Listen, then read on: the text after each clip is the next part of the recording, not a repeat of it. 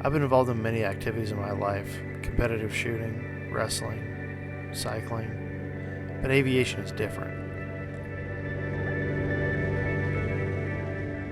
If you decide just once that being a pilot is for you, we'll welcome you and consider you part of our group. It doesn't matter what you do for a living or where you come from, you're part of us. You just tell one of us that you're interested in flying, and we're going to go out of our way to make sure that you're hooked. In fact, if you ever hear one of us say, "Hey, you want to go flying?"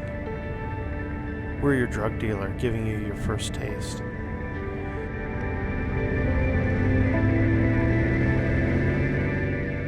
We have our little subgroups, the RV guys, who most of the time believe that painting your airplane different is modifying the airplane. Bush pilots, who never are really in a hurry, but who just enjoy the adventure. Cirrus owners who think that a plane without a glass cockpit is just an antique. Bonanza owners who brag about how their plane is just as good and fast as a Cirrus. Or even the airline pilots, who wish they could fly for fun just as we do.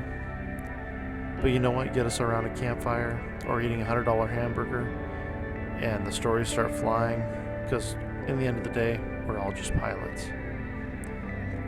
We have our debates just like the car guys: high wing versus low wing, Piper versus Cessna, Lena Peak versus Richa Peak, or even what is the best turboprop on the market, even though none of us will ever be able to afford one. From the outside, we may appear to be a little quirky.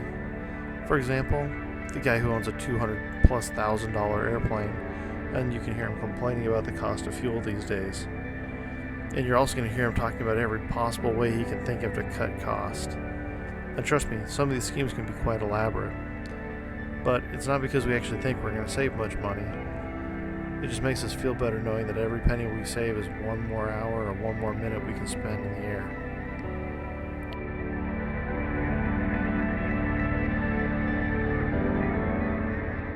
If you were to compare us to golfers, we'd be the guys that show up at the golf club that we just joined with the most expensive set of clubs we can find, and then complain about the price of a golf ball. In fact, we would then brag to some of our friends about these no-name golf balls we found that are just as good as the name brand ones.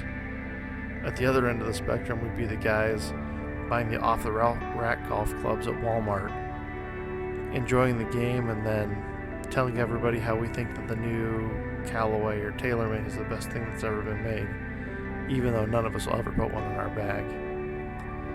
If you decide to join us, come along, grab a headset, and get ready for an adventure you'll be talking about for the rest of your life.